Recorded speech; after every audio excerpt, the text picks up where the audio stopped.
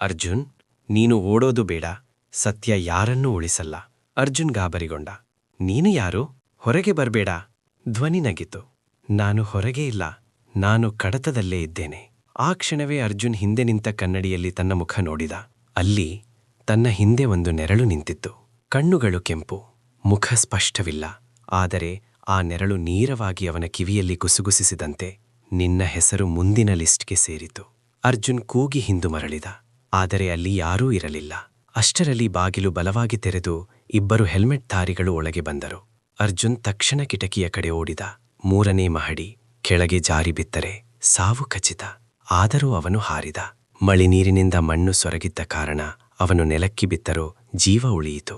ಅವನ ಕಾಲಿಗೆ ಗಾಯ. ಆದರೆ ಅವನು ಓಡಿದ ನೇರವಾಗಿ ಮುಖ್ಯ ರಸ್ತೆಗೆ. ಸತ್ಯದ ಬೆಲೆ. ಅರ್ಜುನ್ ನೇರವಾಗಿ ಪೊಲೀಸ್ ಠಾಣೆಗೆ ಹೋದ. ಇನ್ಸ್ಪೆಕ್ಟರ್ ಅವನನ್ನು ನೋಡಿದ ಕ್ಷಣವೇ ಹೇಳಿದರು, ನಿನ್ನ ಮುಖ ನೋಡಿದ್ರೆ ಅರ್ಥ ಆಗುತ್ತೆ, ನೀನು ಕಡತವನ್ನು ತೆರೆದಿದ್ದೀಯ.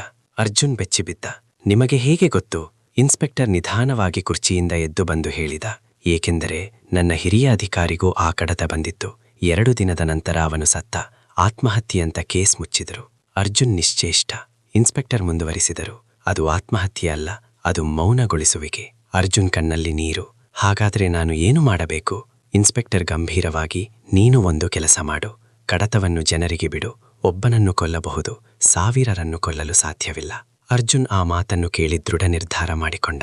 ಫೈಲ್ ಬಿಡುಗಡೆ. ಅರ್ಜುನ್ ಮತ್ತು ನಂದಿನಿ ರಾತ್ರೋರಾತ್ರಿ ಒಂದು ವೆಬ್ಸೈಟ್ ರಚಿಸಿದರು, ಕಟ್ಟಲೆಯ ಕಡತ .org. ಅಲ್ಲಿ ದಾಖಲೆಗಳನ್ನು ಹಂತ ಹಂತವಾಗಿ ಬಿಡುಗಡೆ ಮಾಡಿದರು. ಮೊದಲ ಭಾಗದಲ್ಲಿ ಹಣದ ಲೆಕ್ಕಗಳು, 2ನೇ ಭಾಗದಲ್ಲಿ ಹೆಸರುಗಳ ಪಟ್ಟಿ, 3ನೇ ಭಾಗದಲ್ಲಿ ಬಲಿಪಶುಗಳ ಹೇಳಿಕೆ.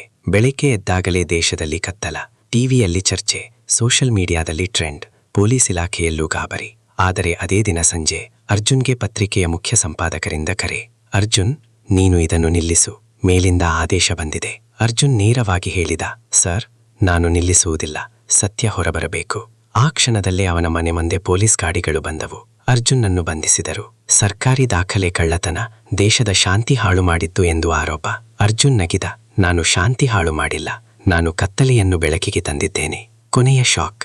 ಜೈಲಿನೊಳಗೆ ಅರ್ಜುನ್ ಕುಳಿತಿದ್ದ. ಅವನ ಬಳಿ ನಂದಿನಿ ಬಂದು ಹೇಳಿದಳು, ಅರ್ಜುನ್, ನೀನು ಗೆದ್ದೆ, ಜನರು ಎದ್ದು ನಿಂತಿದ್ದಾರೆ, ತನಿಖೆ ಶುರುವಾಗಿದೆ. ಅರ್ಜುನ್ ಕಣ್ಣುಗಳಲ್ಲಿ ಹೋರಾಟದ ಹೊಳಪು. ಆದರೆ ಅದೇ ರಾತ್ರಿ ಜೈಲಿನ ಲೈಟ್ ಮಿಂಚಿತು. ಕತ್ತಲೆ ಮತ್ತೆ ಬೆಳಕು. ಅರ್ಜುನ್ ತನ್ನ ಕೋಣೆಯ ಗೋಡೆಯ ಮೇಲೆ ಹೊಸ ಬರಹ ಕಂಡ, ರಕ್ತದ ಮಸಿಯಂತೆ, ಫೈಲ್ 20 ಈಸ್ ಓಪನ್ಡ್. ಅರ್ಜುನ್ ಬೆಚ್ಚಿಬಿದ್ದ. ಅವನು ತಕ್ಷಣ ಹಿಂತಿರುಗಿ ನೋಡಿದ. ಅಲ್ಲಿ ಕಿಟಕಿಯ ಬಳಿ ಒಂದು ನೆರಳು, ಅದೇ ಕೆಂಪು ಕಣ್ಣುಗಳು. ನೆರಳು ನಿಧಾನವಾಗಿ ಹೇಳಿತು, ನೀನು ಫೈಲ್ 19 ಬಿಡುಗಡೆ ಮಾಡಿದ್ದೀಯಾ, ಆದರೆ ನಿನ್ನನ್ನು ಬಿಡುಗಡೆ ಮಾಡಲ್ಲ. ಅರ್ಜುನ್ ಬೆವರಿನಲ್ಲಿ ಮುಳುಗಿದ.